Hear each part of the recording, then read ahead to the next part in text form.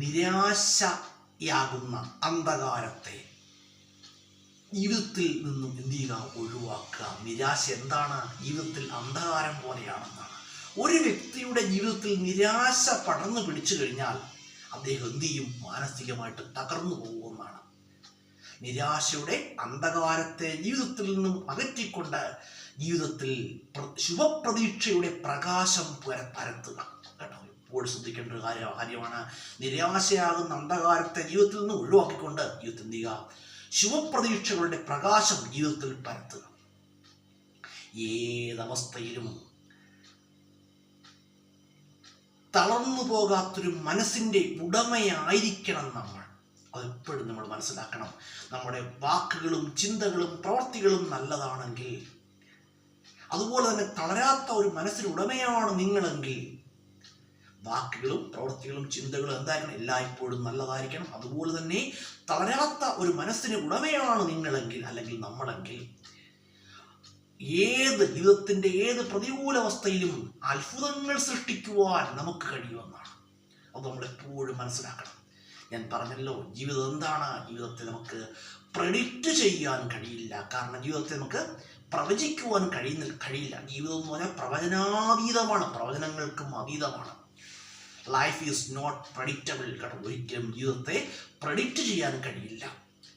ജീവിതത്തിൽ ഉണ്ടാകുന്ന സംഭവ വികാസങ്ങളൊക്കെ നമ്മളുടെ അറിവോടെയാണോ? അല്ല. നമ്മൾ സ്വപ്നത്തിൽ പോലും കാണാത്ത കാര്യങ്ങളായിരിക്കും ജീവിതത്തിൽ സംഭവിക്കുന്നത്. ശരിയല്ലേ? 100 വട്ടം ശരിയാണ്. അപ്പം നമ്മൾ മനസ്സിലാക്കേണ്ട ഒരു കാര്യമെന്ന് പറഞ്ഞാൽ, ജീവിതത്തെ എന്ത് ചെയ്യുക? ജീവിതത്തിൽ നല്ലത് ചിന്തിക്കാനും നല്ലത് പ്രവർത്തിക്കാനും നമുക്ക് കഴിയണം. അതുപോലെ തന്നെ നമ്മുടെ മനസ്സിലേക്ക് നെഗറ്റീവ് ചിന്താഗതികൾ ഉണ്ടാകുവാനും പാടില്ല. കേട്ടോ, നല്ല ചിന്താഗതികൾ നമ്മൾ എപ്പോഴും വളർത്തിയെടുക്കണം. നല്ല സുഹൃത്ത് ബന്ധങ്ങൾ നമ്മൾ സ്ഥാപിക്കണം. നല്ല സുഹൃത്ത് ബന്ധങ്ങൾ നമ്മൾ എന്ത് ചെയ്യുക? ഉണ്ടാക്കിയെടുക്കുക. നല്ല സുഹൃത്ത് ബന്ധം. സുഹൃത്തിനെ കുറിച്ചൊക്കെ നേരത്തെ ഒരു വീഡിയോയിൽ പറഞ്ഞതാണ്. സുഹൃത്ത് ആരായിരിക്കണം എന്നൊക്കെ ഞാൻ ഒരു വീഡിയോയിൽ വളരെ വിശദമായിട്ട് പറഞ്ഞിട്ടുണ്ട്. അതുകൊണ്ട് അങ്ങോട്ടൊന്നും ഞാൻ കടക്കുന്നില്ല. നല്ല സുഹൃത്ത് ബന്ധങ്ങൾ ഉണ്ടാക്കിയെടുക്കുക. അതുപോലെ നെഗറ്റീവ് ചിന്തകളെ അകറ്റുക. പോസിറ്റീവായിട്ട് കാര്യങ്ങളെ നോക്കിക്കാണുക. കേട്ടോ, അതുപോലെ തന്നെ നമുക്ക് നല്ല ആഗ്രഹങ്ങൾ ജീവിതത്തിൽ വെച്ച് പുലർത്തുക. നല്ല ആഗ്രഹങ്ങൾ സബലീകരിക്കുന്നതിനായിട്ട് ഹാർഡ് വർക്ക് ചെയ്യുക. ആഗ്രഹം സബലീകരിച്ചോ ഇല്ലയോ എന്നുള്ളത് വേറെ കാര്യമാണ്. എങ്കിൽ നമ്മൾ നല്ല ആഗ്രഹങ്ങൾ മനസ്സിൽ ഊട്ടിയുറപ്പിക്കുക. അതിനുവേണ്ടി ഹാർഡ് വർക്ക് ചെയ്യുക. കേട്ടോ, അത് പ്രത്യേകം ശ്രദ്ധിക്കണം. നല്ല ഹാർഡ് വർക്ക് കൊണ്ട് മാത്രമേ എന്തു ചെയ്യാൻ കഴിയുള്ളൂ? ജീവിതത്തിൽ വിജയത്തിലെത്തുവാനായിട്ട് കഴിയുകയുള്ളൂ. കേട്ടോ, നമ്മുടെ ജീവിതത്തിൻ്റെ ഏത് മേഖല ശ്രദ്ധിച്ചാലും മനസ്സിലാകും. ഹാർഡ് വർക്ക് ചെയ്തിട്ടുള്ളവർക്ക് മാത്രമേ എവിടെ എത്താൻ കഴിയൂ? ജീവിതത്തിൽ വിജയിക്കുവാൻ കഴിയുകയുള്ളൂ. ഹാർഡ് വർക്ക് ചെയ്ത ഒരു വ്യക്തിയും എന്ത് ചെയ്തിട്ടില്ല? പിന്നോട്ട് പോയിട്ടില്ല. തളരാത്തൊരു മനസ്സും ഹാർഡ് വർക്ക് ചെയ്യുകയും ചെയ്യുന്ന ഒരാളാണെങ്കിൽ അദ്ദേഹം ഒരിക്കലും ജീവിതത്തിൽ പരാജയപ്പെടുകയില്ല. കേട്ടോ, എപ്പോഴും നമ്മൾ മനസ്സിലാക്കണം.